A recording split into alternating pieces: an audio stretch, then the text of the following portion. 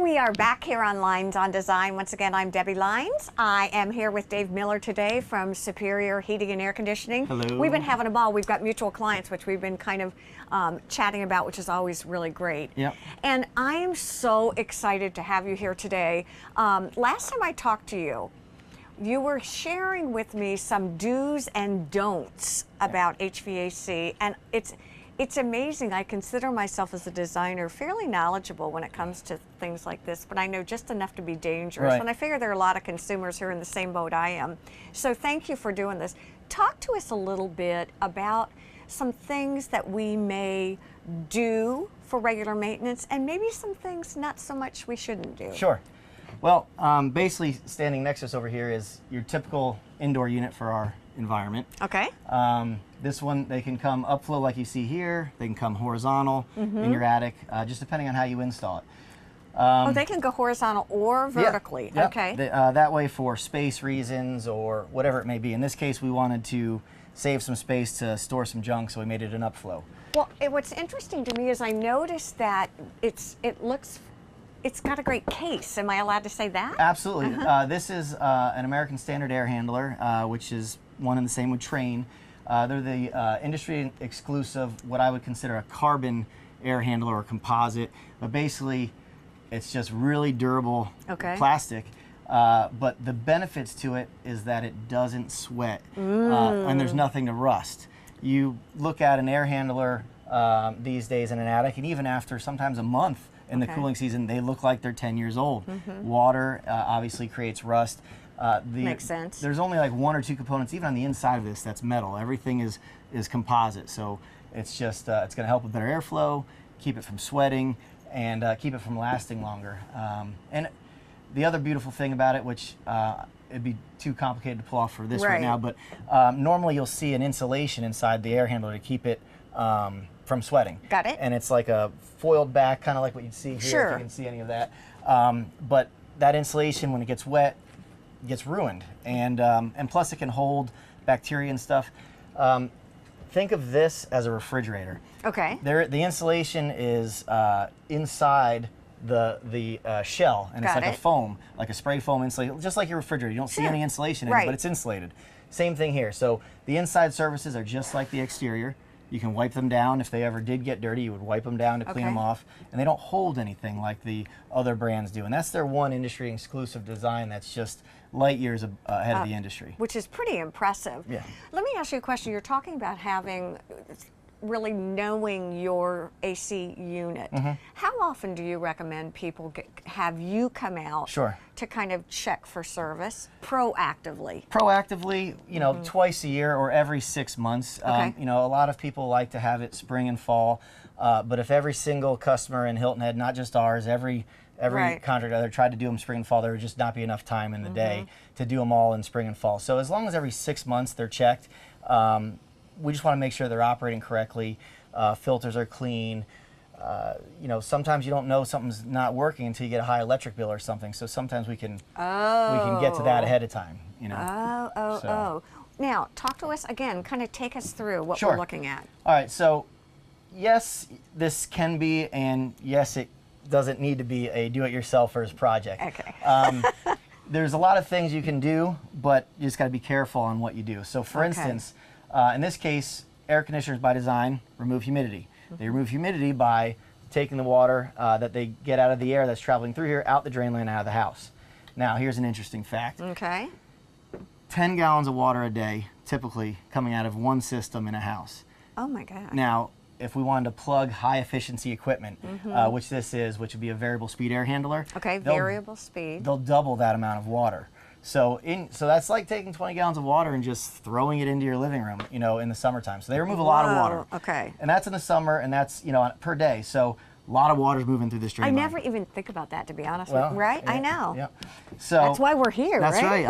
And so it's coming out of this drain. By code, you need to have a trap here, which keeps smells from backing up into the system through the drain line and things like that. Okay, makes sense. However, by design, it can clog. And that's the whole scenario that you hear the nightmares about from all of your friends and family. Oh, I had an air conditioner, some water going through my ceiling. In our environment, they're usually installed in attics. Some homeowners and contractors are proactive enough to install them in the actual space in a closet, which is nice. Then you don't have this issue. This is an attic. Even in our install, it's an attic. So if something happens here, you have safeties. Okay, which are? Which, like right here, we have a safety switch. So if this backs up, the system will shut down.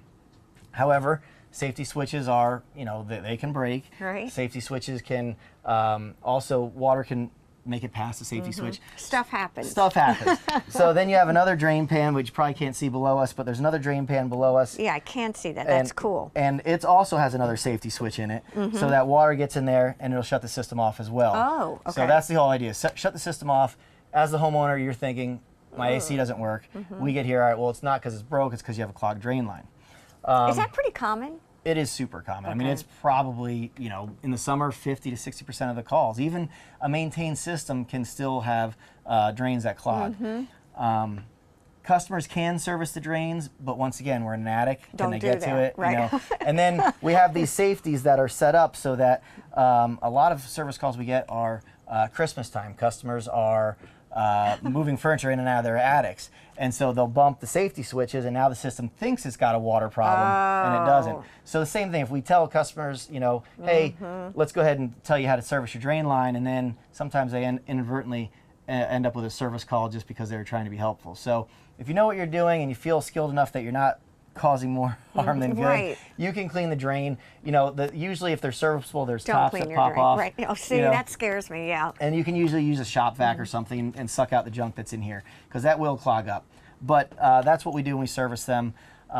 We've had drain lines that clog up even a couple months after we've been there, and it was done correctly. And you know, What do they clog up with? Is it just the water has so you many? don't want to know what they clog. No, it's gross. It's like a slime and algae, and you know, it's gross. You know, if you think about a puddle outside, you know, basically all the stuff that grows in there. You know, it's basically once a little bit of stuff gets in there, things start to grow, things like that, and then basically, if we've cut these apart and looked at a cross section in there, and they've just been a thick, just, you know, because they dry up sometimes, and then you can't even break them free. Then it's crunchy. Right. You got it. So drains are pretty important. You know, and in this case, we have a serviceable filter. Some homeowners will have filters that are in a grill in their house that they can pull down and get out, and other times they'll have a filter that's at the unit, like we have here. Oh. And you know, in this case, this also depending on brand. Some units have like where you need like a screwdriver to get the doors off. In this case, the American Standard and the Train brands, they just have little thumb screws where you just spin them and they come off. Here, I can hold for you. Sure. Yeah. I'm a good Vanna. And basically, once these are out, there'll be a safety switch of another type built into this door. Okay. And the air handler will go from operating to not operating to keep you safe. Oh my gosh. Yeah, now you can see also composite. Oh yeah, know, look no at that. metal. Yep. And then your filter's in here. Now, How often do I need to come up and do this? It depends house to house. And let me see if it's dirty first. All right, we get an A. All right, so that was nerve-wracking for a minute. But yeah, you know, 30, 60, 90 days at most. It just depends on how often your house is, you know, the traffic in your house, pets, dogs, having windows and doors open, time of year. You know, but generally speaking, every 30 days if you can do it. What do you like about this filter? Why this filter? All right, so this is what we would consider an in-between filter. So it's not a junky filter that basically what we talked about in the last episode catches rocks. Right. But it's pleated, and it's not the super expensive pleated ones that realistically can clog airflow. So you can actually hinder a system with the wrong style filter in there. A really, really, really good filter that just filters everything is kind of like putting a dirty filter in there, because it's just clogging so much airflow. See, that's amazing. So you either have to have your equipment and ductwork sized for that and know you're going to do it. But if you're a homeowner and you just went there and bought the $50 filter from, you know, the grocery store or Home Depot and throw it in there, you know, you could end up slowing airflow down and causing other issues. You know what's really interesting? I know that we've got to wrap it up, and I think what we've learned in this segment is we would like you to continue to come back, because I think these are things that are takeaways and practical for all of our homeowners. And you're really easy, you make it user-friendly, and we're very grateful. Absolutely. We want to thank you, Dave. Thank we want you. to thank all of you for joining us here on Lines on Design. Have Thank a you for wonderful having me. week. Bye-bye.